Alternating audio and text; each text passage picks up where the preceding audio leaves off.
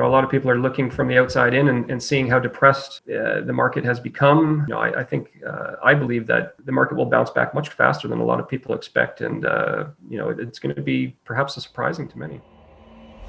Hello, and welcome to Sink or Swim, a weekly podcast brought to you by RentSync, where we take a deep dive into the PropTech, multifamily, and rental housing industry. In each episode, we uncover the technologies and strategies used to help overcome operational challenges and increase the value of your multifamily investments. So, let's get into our conversation today. Welcome back to Sink or Swim. I'm Mitch Fanning with RentSync, and joining me today is Shaun Hildebrand, president of Urbanation. And for those of you who might live under a rock, that Urbanation is a Toronto-based real estate consulting firm that provides research, market and analysis, and consulting services to the apartment industry.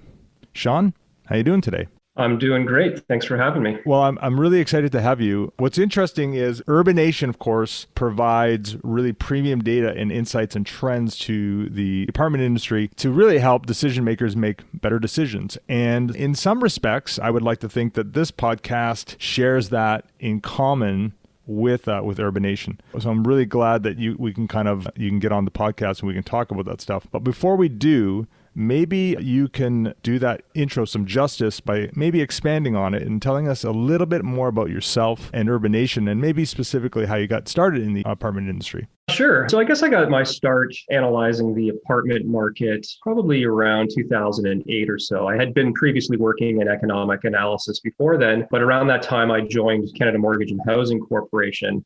And I was responsible for leading the research for the Greater Toronto area. So a lot of analysis, obviously, with respect to the condo market, the ownership market, and the rental market as well. And I can tell you that the rental market report that CMHC puts out, it's most highly downloaded report, and the GTA report in particular. So there was always so much attention to the rental side of our analysis that I got really interested in that side of the market. And I was involved in a lot of different special research projects during my time with CMHC.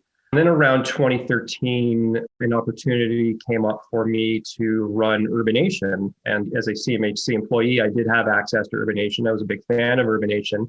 And so it was a good move, I think, obviously, over the last number of years being there. And since joining Urbanation about 8 years ago now, we've really expanded our research into the rental market. The firm is primarily known for tracking new condominium apartment projects, which we still do, and is still a very, very large part of our research and our business. But over the last number of years, we've taken a number of steps to expand our coverage of the rental market. And we track the rental market in the Greater Toronto and Hamilton area through monitoring lease transactions that happen within the condominium sector. So these would be, mom and pop individual investors in most cases that are renting out their units. So we track that lease activity, monitoring such metrics such as average rents per square foot, and we can drill down into a unit level basis, look at trends across different submarkets and projects. And then another big part of our business is doing market feasibility studies for developers. And not long after I joined Urbanation, we started to notice a pretty big shift in the requests for studies coming across our desk. Now, they used to be mostly condominium studies, and then increasingly we started to see attention starting to shift for the first time in probably decades towards building new purpose-built rentals.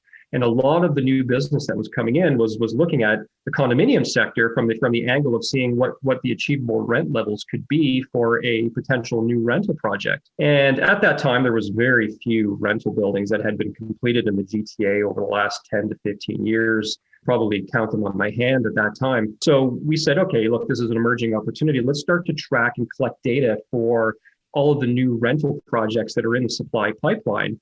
And over the last several number of years, we've been building up a very strong database of all new purpose-built rental apartment projects across the region.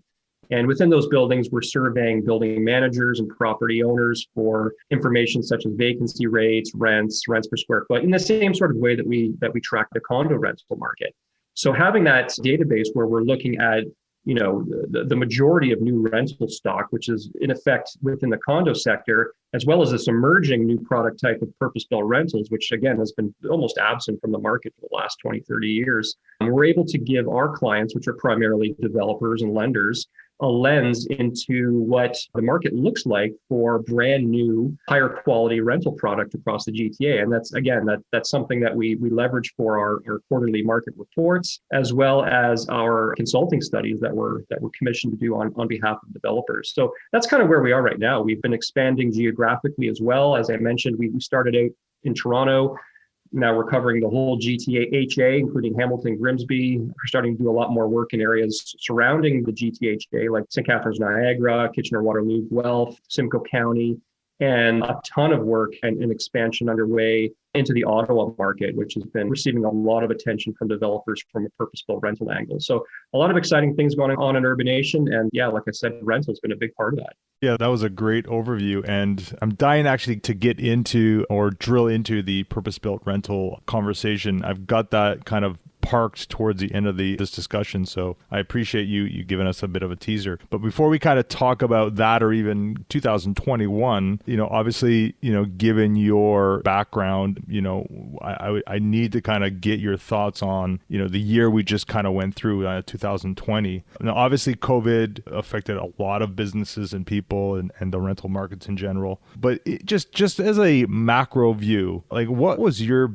kind of biggest takeaways from 2020, when it came to, the rental market? It could be purpose-built rentals or even the condo market in general. Well, I think given the circumstances, a pandemic which had a severe impact on employment, immigration, the student population, people not being in the office, working from home. I think what happened to the rental market makes kind of sense when you think about, what sort of kind of disruption the pandemic had on the marketplace. So, when we were all sort of in lockdown in early March, we knew that the market was headed for some softness, right? We knew that these demand drivers were going to slow. And at the same time, we knew that there was going to be more supply entering the market, both from tenants that, couldn't afford their rent anymore or couldn't afford to stay in their current unit for whatever reason, and as well all the new condos that were in construction that were scheduled for completion in 2020. So we were expecting around a 5% decline in rents. So what happened was that the decline in rents, specifically within the condo market, which was much steeper. By the end of the year, rents in the GTA condo market were down by about 13% year over year. When you averaged out the whole of 2020, condo rents were down by about 6-7%. So the decline was steeper, I suppose, than what we had originally forecasted. And I think that the biggest surprise coming out of 2020 was just how much turnover there was in the condo rental market. Like usually you'd see maybe 20, 25, upwards of 30,000 units turnover in a given year. Last year, we saw close to 50,000 units turnover. Like that was such an abnormal level of activity within the condo rental market. So you had this sort of perfect storm of supply entering the market at the same time that demand, it just wasn't there to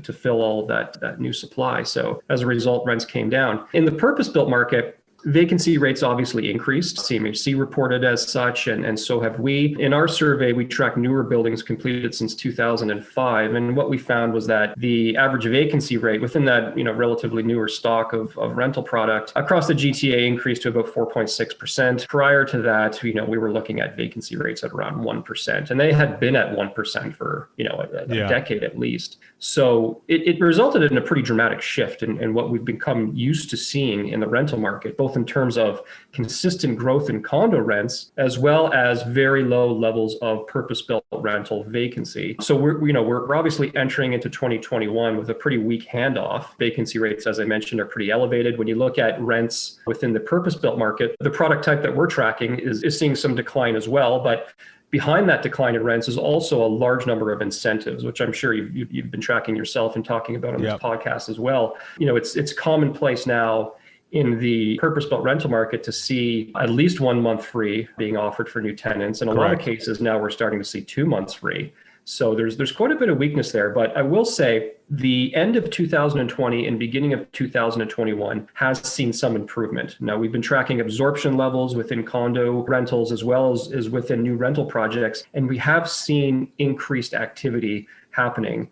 And when we reported our January results for the condo rental market, what we found was that rents for the first time since the pandemic started actually began to stabilize, meaning that on a month-to-month basis, they didn't change. And it seems like we're seeing a bottom in the market at an average monthly rent level of about $2,000 a month. That seems to be kind of where the floor is right now for the market. And a lot of demand is filtering in now because I think a lot of renters are realizing that rents are at their lowest level in probably 3 or 4 years, in some cases even longer than that. And, they've been priced out of the market for so long. Maybe they had a roommate, maybe they've been living at home with their parents or living in, I don't know, a basement apartment or something like that. And this is their chance to move up into the rental market and be able to actually afford their rents for the first time. So a lot of people taking advantage of those discounts, and this is driving a lot of absorption. So even though we're still dealing with a lot of supply in the market, the important thing is that the absorption rates now are starting to grow faster. And I think,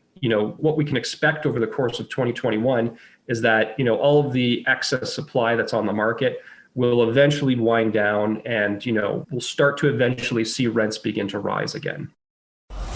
Like what you hear so far? Make sure you never miss an episode by clicking the subscribe button now. This podcast is made possible by listeners like you. Thank you for your support. Now let's get back to the show.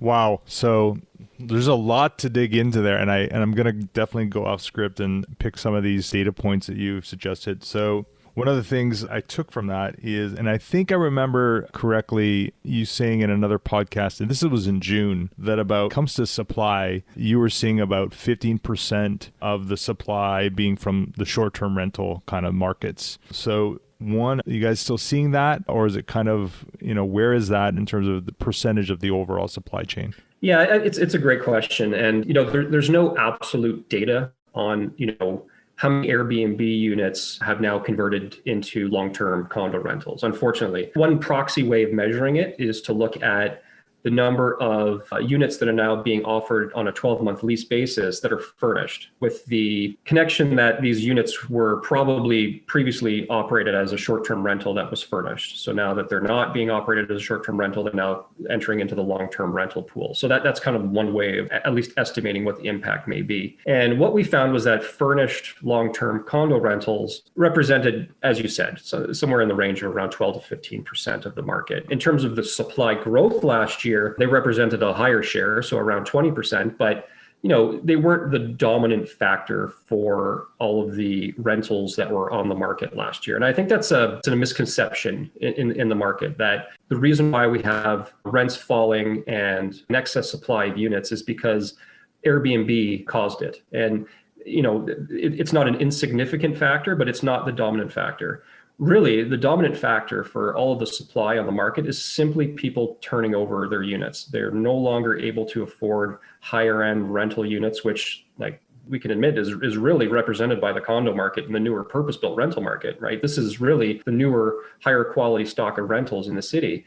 And if you've lost your job or you no longer need to be right downtown paying, $2,500 or $3,000 a month in rent, you're not going to do it. And as a result, we saw a lot of people make that decision to either vacate the city or move to a cheaper unit, move back home with their parents, get a roommate, whatever the case may be. They were looking to save on costs. And it wasn't necessarily the Airbnb story. Now, if you drill into certain neighborhoods, certain buildings, yes, the movement of short-term rental units into the long-term rental pool was much more evident and a bigger factor. But when you sort of look at it for the broader market, it wasn't the biggest factor in it. It wasn't as significant as I think a lot of people thought it would be. Yeah, and that's kind of where I was going, is what was that real big driver for a decrease in rents? And to kind of just shift gears for a second, and going into even 2021, you guys have put out a report, or it was just an article that stated there was that shift from the 416 to the 905 area code as far as the condo market was concerned. But what really struck me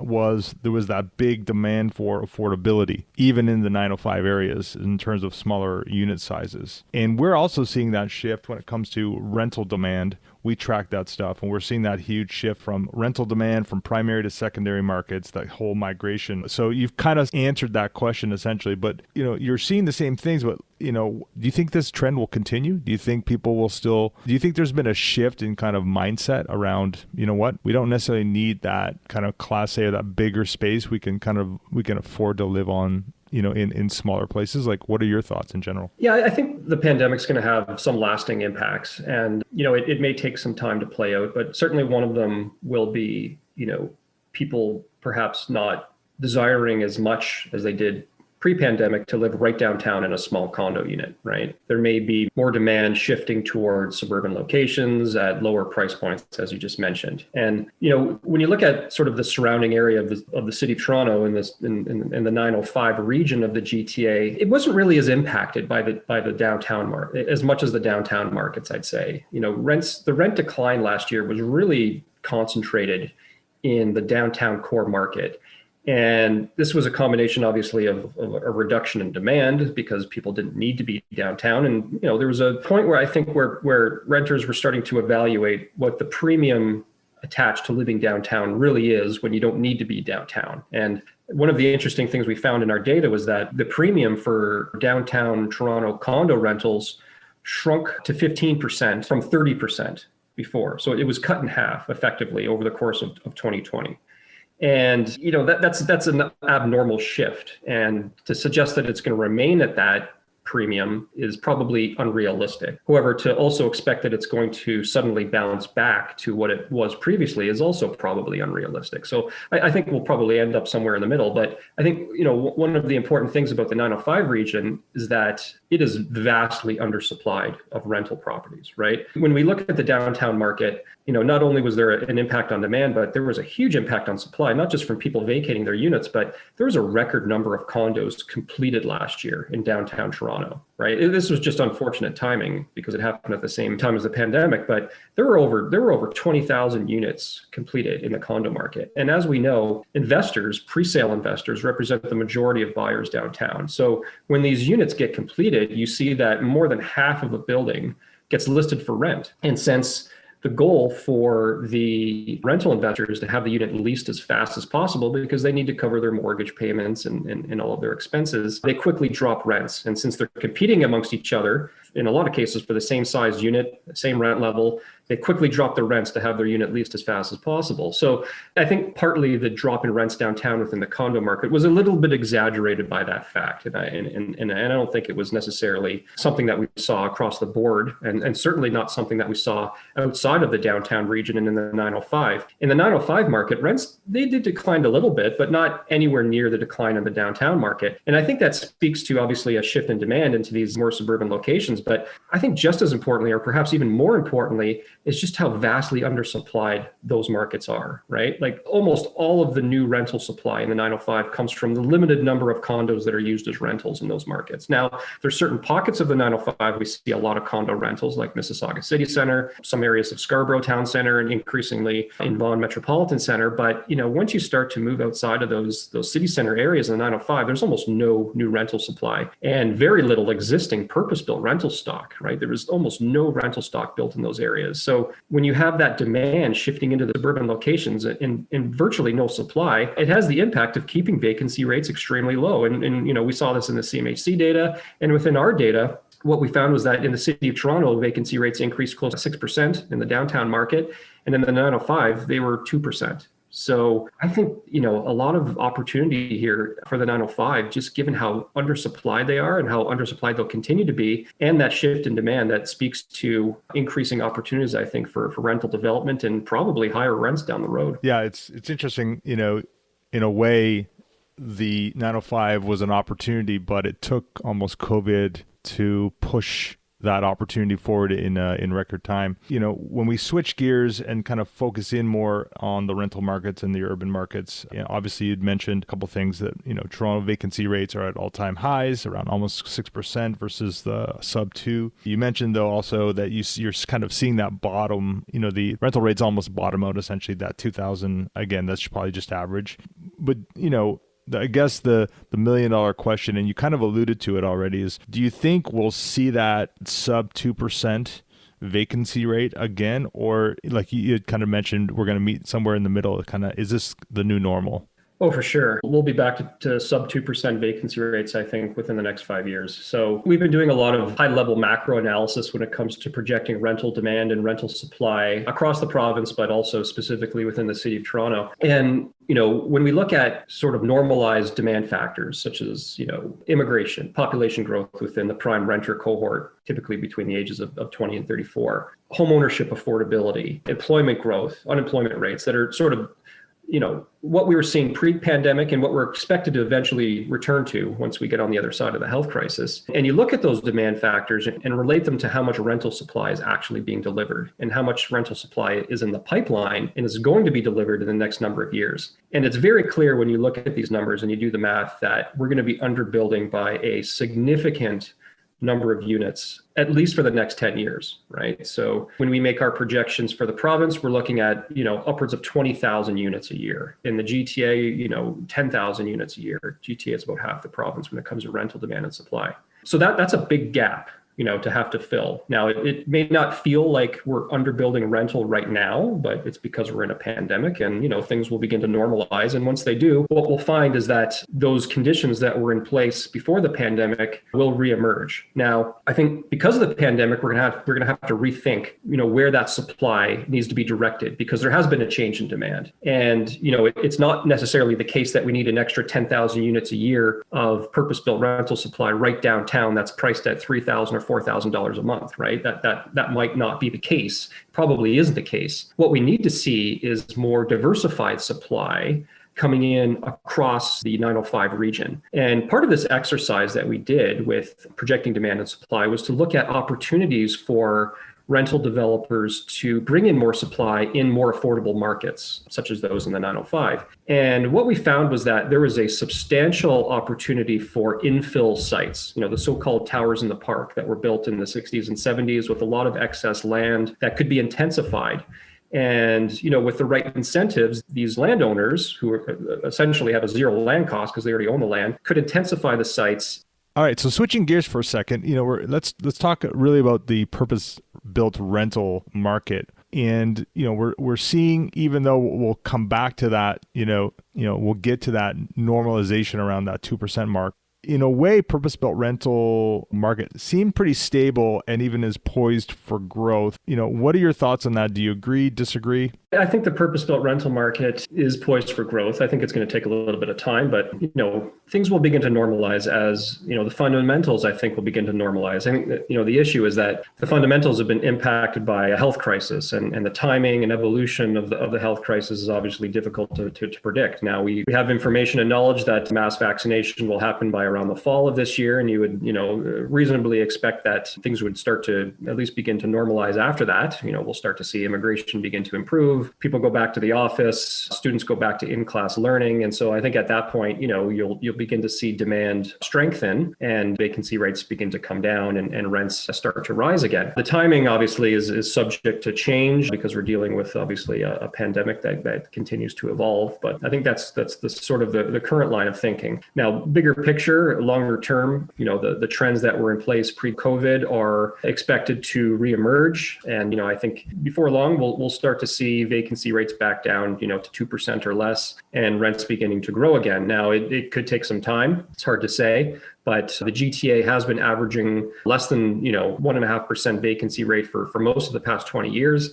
And over the last 10 years, averaging rent inflation of around 4 to 5%. So, if you sort of subscribe to the notion that, the market fundamentals pre-COVID will return at some point, then I think it's sort of easy to make that connection that eventually we'll start to see some of those conditions come back in place. And as I was saying, the big supply gap is really the story for the market. We've been underbuilding rental properties in the GTA for so long that, that fundamental undersupply is still going to be with us for the foreseeable future. And I think what we'll see coming out of the pandemic is that housing affordability has eroded significantly, right? So even though interest rates have dropped back down to record lows, we're looking at double-digit price growth, really in most cities across Canada. And as this is happening, it's going to be tougher and tougher for first-time buyers to get into the market. And I think this is really the issue here is that the pandemic, I think, is creating a big gap between those that have housing in terms of ownership housing and those that don't. And I think as a result, you'll see a lot of demand coming into the rental market at the expense of the ownership market down the road because of this big affordability issue for first-time buyers. And that'll be a key driver as well as the rebound in immigration. The government has been very vocal about raising immigration targets over the next several years in order to make up for the loss that we saw in 2020. So, it's just a matter of time. But I think, we'll definitely begin to see some of those conditions come back in within the next, probably not the next year or so, but, a couple of years, 3 years down the road. I wouldn't be surprised to see us back in the same spot that we were in. Perfect. So usually my last question was, what trends do you expect to see moving forward? And I think you've answered it quite nicely. So we'll really just jump right into, what I would consider my favorite part is the quickfire round. So the quickfire round is really, I'll ask you a question and you'll have about 60 seconds or less to answer. So Shaun, are you ready? Yep. All right. So question number 1, who should I have on this podcast? You should have one of the number of new innovative rental developers that are in the GTA. There's a lot of them that have units that are, reaching occupancy, or those that are under construction, or those that are in planning. There's so many that you can choose from now, way more than there was just a few years ago. And I'd be happy to make introductions if you're interested. Perfect. So question 2, what's one thing you wish your phone could do? Disappear every once in a while. Yeah, you and me both. That thing it's hard to lose. All right. Question 3. Given COVID perhaps, what's one thing you've changed your mind about lately? I guess the trajectory of the ownership market. I think the rental market behaved as you would expect during a recession, but the ownership market moved in the complete opposite direction. And I think what I changed my mind about was just how much of a factor low interest rates can have on the market in the middle of a pandemic or any sort of major disruption, such as a big recession or anything like that, and how resilient ownership demand can be in the face of all of this uncertainty. I don't think anybody expected the market in terms of housing sales and price appreciation to perform as it did. And just to see how widespread that was across the country, and obviously particularly here in the GTA, the numbers that we're seeing come out for early 2020, I certainly didn't expect it. And I would say that's one thing that I've had to change my mind about, is just, what the outlook for the market will be this year in terms of housing sales and price appreciation. But again, that feeds back into higher levels of rental demand down the road, because we know that there is a feedback loop there. Absolutely. Question 4, artificial intelligence fills you with hope or dread? Pick one. Well, I suppose I don't know enough about it. So in my ignorance, I'll say hope. Okay. Last question before we close off. What do you believe that others might disbelieve? What do I believe that others might disbelieve? Yes. Well, I think it's a lot of it is what we talked about with just how quickly I think the rental market might bounce back. I think, a lot of people are looking from the outside in and seeing how depressed the market has become. And, I believe that the market will bounce back much faster than a lot of people expect. And, it's going to be perhaps surprising to many. Perfect. All right. Last question is really, where can people find you on the interwebs? Well, they can go to urbanation.ca and quickly see all the different things that Urbanation does. You can find probably my contact information on the website, and follow us on Twitter. We're pretty active on Twitter, and it's probably the easiest. Perfect. All right. Well, that's it for another episode. Shaun, thanks so much for doing this. And until next time, keep swimming. You've reached the end of another episode of Sink or Swim. Make sure to visit us at rensync.com/podcast to access show notes, key takeaways, and where you can sign up to our newsletter to receive free bonus content. If you found value in this show, please also remember to rate, review, and subscribe. Don't forget to join us next week for another episode. Thanks for listening.